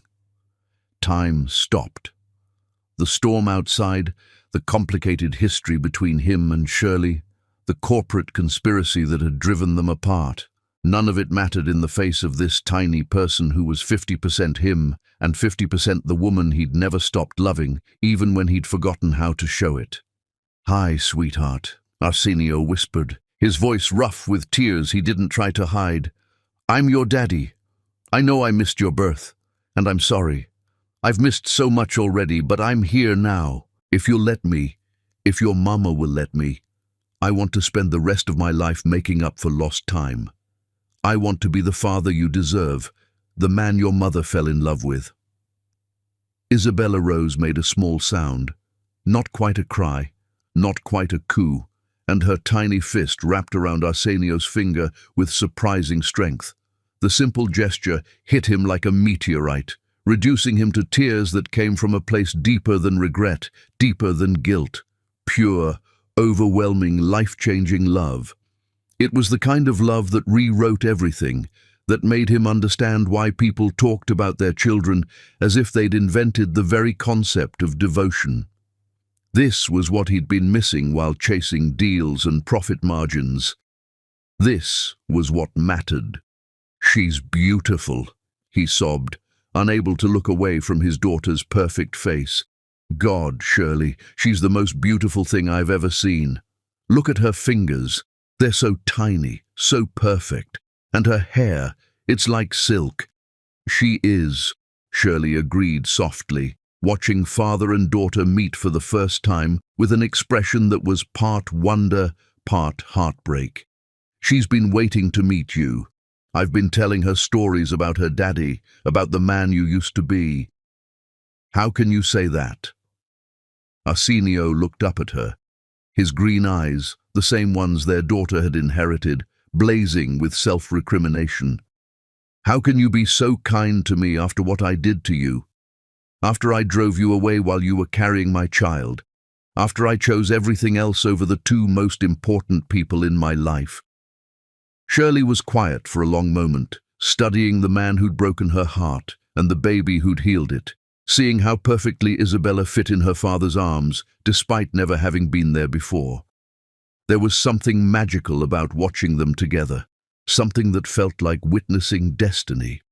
"Because," she said finally, "someone very wise once told me that the bravest thing a princess can do is forgive the dragon who forgot how to love, not for the dragon's sake, but for her own. And because holding on to anger is like holding on to poison, it only hurts the person carrying it. I don't deserve forgiveness." "No," Shirley agreed, her honesty cutting deep but somehow gentle at the same time. "You don't. But Isabella deserves a father who's learned from his mistakes, and I deserve a partner who chooses love over everything else, every single day for the rest of our lives. The question is, are you capable of being that man?" The words hung between them like a bridge over an impossible chasm. Arsenio stared at his wife, his brave, magnificent wife who'd had the strength to leave him and the grace to let him back into her life, and felt something shift in his chest like pieces of a puzzle finally clicking into place. I walked away from Barrett Luxury Resorts, he said quietly, the words feeling strange in his mouth. For 15 years, that company had been his identity, his worth, his everything. Signed over everything to the people who orchestrated this whole nightmare, the hotels, the money, the empire. I gave it all up to find you. Shirley's eyes went wide with shock. You gave up your company, your father's legacy, for us? I gave up everything that didn't matter to get back the only things that do. He looked down at Isabella, who was falling asleep in his arms with the trust that only babies possess, her tiny chest rising and falling in perfect rhythm. You and this perfect little girl are my real empire. Everything else was just noise, expensive, soul-crushing noise that kept me from hearing what actually mattered. Arsenio, I know I have to earn you back, he continued, his voice gaining strength from holding his daughter, from feeling her weight against his chest like an anchor to everything good in the world. I know saying sorry isn't enough, that I have to prove I've changed, that I have to spend every day for the rest of my life showing you that you and Isabella are my first priority, my only priority. I'm not asking you to trust me, I'm asking you to let me prove that I'm worthy of your trust. And if I said it was too late? Shirley asked quietly, her voice barely audible over the rain against the windows. If I said I've learned to live without you, that Isabella and I have built a good life here, that we don't need you anymore. The question hung in the air like a sword over his head. Arsenio looked around the cottage that felt more like home than anywhere he'd ever lived, at the woman who'd found the strength to rebuild herself from scratch, at the baby who'd been loved from the moment she was conceived, even though her father had been too blind to participate. Then I'd ask if you'd let me stay anyway, he said finally. Not as your husband. I know I have to earn that title back. But as Isabella's father, as someone who wants to learn how to love the way you love, unconditionally and completely. I'd ask for the chance to become the man you fell in love with 5 years ago, the man who wrote you poetry on hotel napkins and drove through snowstorms just to bring you soup. And if I said no? Then I'd respect your decision, he said, though the words came out like pieces of his soul being torn away. But I'd never stop trying to prove I was worthy of a second chance. I'd buy the house next door and spend every day showing you that I've changed, that I've learned, that losing you was the lesson that finally taught me what actually matters in this life. Isabella stirred in his arms, opening her perfect green eyes to study his face with the serious concentration of someone making a very important decision. She looked from him to her mother and back again, as if she could sense the weight of the moment, the fragile hope hanging in the air between her parents. Then, as if she'd reached some internal conclusion, she made a soft, cooing sound and settled deeper into his embrace. She likes you, Shirley observed, wonder creeping into her voice. She's not usually this calm with strangers. She's giving me a chance, Arsenio corrected, his voice thick with emotion. She's braver than her old man. The question is, will you? Before Shirley could answer, headlights cut through the storm outside, and the sound of car doors slamming reached them through the rain. Voices called out, men's voices, unfamiliar and urgent. Olga moved to the window, her face going pale as she peered through the curtains. Shirley, she said, her voice tight with fear, we need to go. Now. What? Who is that? Sophia Morrison Whitfield's people, Olga said grimly, using the correct name of their enemy. They followed me here. The conspiracy isn't over. It's just beginning. And as armed figures approached the cottage through the storm, Arsenio realized that protecting his family was about to require more than just emotional growth. It was about to require everything he had. Chapter 10. The Miracle of Love. Sometimes the greatest victories are won not by fighting your enemies, but by choosing to protect the love that makes fighting worthwhile. The armed men surrounding the cottage weren't there to hurt them. They were there to witness the end of a 40-year revenge plot that had finally consumed itself. Sophia Morrison Whitfield stepped through the storm like an aging empress, surveying her conquered kingdom, her silver hair perfect despite the rain, her eyes carrying the cold satisfaction of someone who'd spent decades planning this exact moment. "Mr. Barrett," she said, her voice cultured and deadly calm, "how fitting that you're here for the finale." Arsenio rose slowly from the chair where he'd been holding his daughter, every instinct screaming at him to shield his family from this woman who'd orchestrated their destruction. But Isabella Rose was sleeping peacefully in his arms, completely unaware that her first day of life was unfolding in the middle of a war that had begun before she was conceived. "You got what you wanted," Arsenio said quietly, his voice steady despite the chaos around them. "You destroyed my marriage, took my company, reduced me to nothing. What more could you possibly want?" Isabella's laugh was like broken crystal. "I wanted you to feel what my family felt when your father destroyed us. Helpless, betrayed, watching everything you loved disappear piece by piece." Her eyes moved to Shirley, who was pale but defiant as she stood beside Olga. "But I underestimated something important." "What's that?" "Love's capacity to heal what revenge tries to break." Victoria stepped closer, her gaze fixed on the baby in Arsenio's arms. "Your wife didn't just survive losing you, she flourished. She found strength I didn't know existed. And now," her voice faltered for the first time, "now she's created exactly what my family lost, a perfect, innocent, new beginning." "Sophia," came a voice from behind her. David Kim stepped into the cottage, but his expression wasn't triumphant. It was stricken with guilt. "This has gone far enough. The baby changes everything." "Does it?"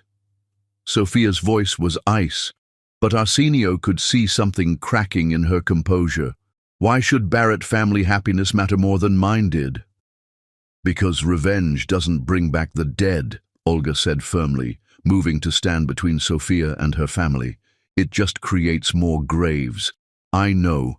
I spent 30 years poisoning my son's heart with bitterness about his father's enemies. Look what that wisdom accomplished." Sophia stared at the 4 generations in front of her, Olga protecting her daughter-in-law, Shirley radiating quiet strength despite everything she'd endured, Arsenio holding their newborn daughter like she was made of spun glass and starlight. For 40 years, she'd imagined the Barrett family as cold, calculating destroyers who felt nothing for anyone. Instead, she was witnessing a love story. "Your father took everything from us," Isabella said to Arsenio, but her voice had lost its edge. "Our hotels, our legacy, our future. My husband died believing he'd failed our children." "And I'm sorry," Arsenio said simply. "I'm sorry for his sins and my own, but destroying my family won't bring yours back. It will just mean more children grow up without fathers, more women raise babies alone, more love gets sacrificed to old hatred." Isabella Rose stirred in his arms, making soft baby sounds that seemed to fill the cottage with magic. Her tiny fist escaped the blanket, waving in the air like she was conducting a symphony of hope. "She's beautiful," Isabella Morrison Blackwell whispered, and suddenly she didn't look like a vengeful empress anymore. She looked like what she really was, an elderly woman who'd spent 40 years nurturing hatred instead of healing, and was finally seeing what that choice had cost her. "Would you like to hold her?" Shirley asked suddenly, her voice gentle despite everything this woman had put them through. "I dot." Isabella's composure cracked completely. "I don't deserve to touch something so pure." "None of us deserve love," Shirley said quietly. "But we receive it anyway. That's what makes it a miracle." With trembling hands, Sophia took baby Isabella Rose into her arms.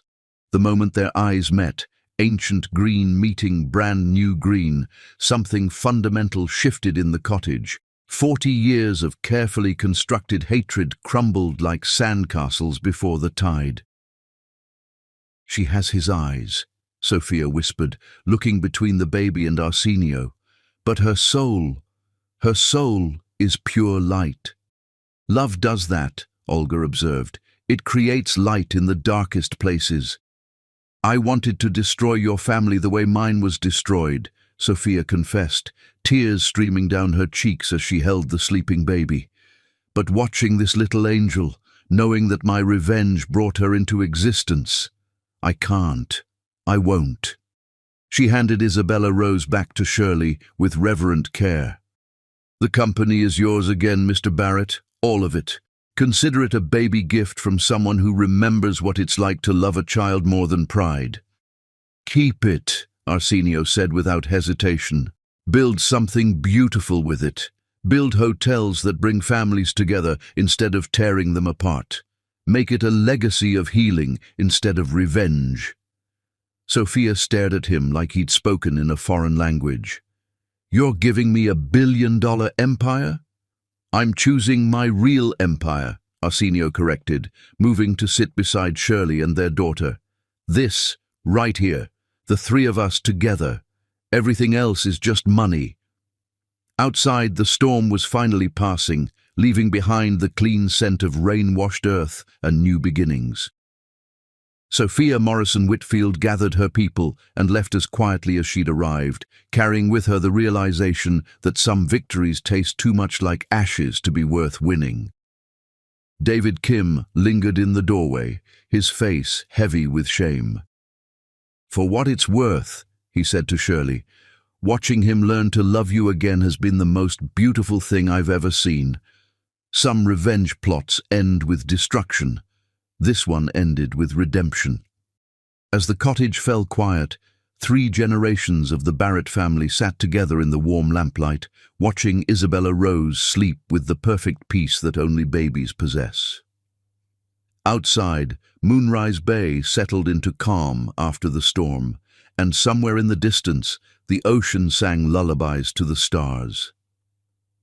So what happens now? Shirley asked quietly, her head resting against Arsenio's shoulder as he held their daughter. Now we begin again, Arsenio said, pressing a kiss to her hair that felt like a sacred vow. We raise our daughter in a house where love comes first. We build a life where family matters more than profit margins. We prove that happy endings are possible, even for people who've made terrible mistakes. And us, she whispered. What about us? Arsenio looked down at the woman who'd loved him at his worst and was giving him the chance to love her at his best. We write a new story, one where the prince learns to be worthy of the princess, where love wins over pride, and where every day ends with I love you instead of don't wait up. Isabella Rose opened her eyes one more time, looked up at her parents with ancient wisdom, and smiled. The first smile of her life, given to the moment when her family finally became whole.